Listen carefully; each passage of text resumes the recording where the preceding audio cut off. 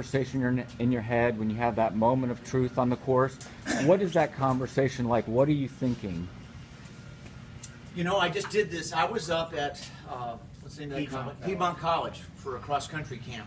I'm doing 2 camps up there as a speaker this year. And I showed the video of the World Cross Country Championships. Now, there's several, you know, Dave said that this is it's a mental sport and it's a physical sport.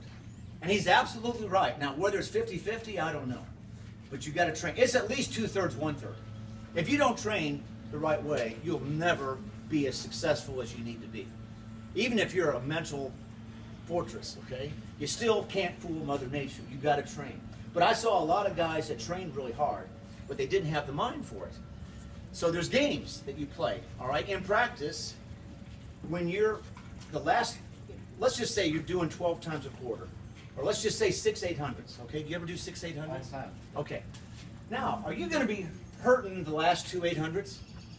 Right? Okay. This is when you imagine your opponent right there, okay? The last 2 laps, the last 2 800s, when you're hurting, you imagine your rival school, you imagine your conference, rival, right here running right next to you. Just visualize, the gun goes off, and just visualize, okay, he's right there. I say he, it could be she, I'm not being sexist. And so you're running along, imagine them right next to you, and then imagine them pushing you and start to move away, and you've got to react. So if you imagine them in practice, when you're there in a race, it doesn't seem so strange, because you've been racing them in your mind for weeks now. So it's a little game. And the other thing is, and I told this to the athletes this week, you got to think positive. If you let negative thoughts creep into your mind from the halfway point of the race on, you're sunk. You have to make a conscious effort to think positive. Push negative thoughts away. In that last half mile to mile of that World Championships, I was saying a mantra. Do you know what a mantra is? It's like in yoga. You say something, you repeat it, you repeat it, you repeat it, you repeat it. Well, you know what I was saying that last half mile when that German took off after that English guy and said, not quite yet? And I was discouraged because I was back there and they were duking it out and we still had a half mile to go. And I said, did I blow it or not? Instead, I said, I think I can, I think I can, I think I can. Just like that little children's story, okay, with the train. I think I can. So I kept saying, I think I can, I think I can, I think I can. Hang in there, hang in there, hang in there, hang in there. Not yet, not yet, not yet. Now, go, you know? And this is getting through those moments of truth.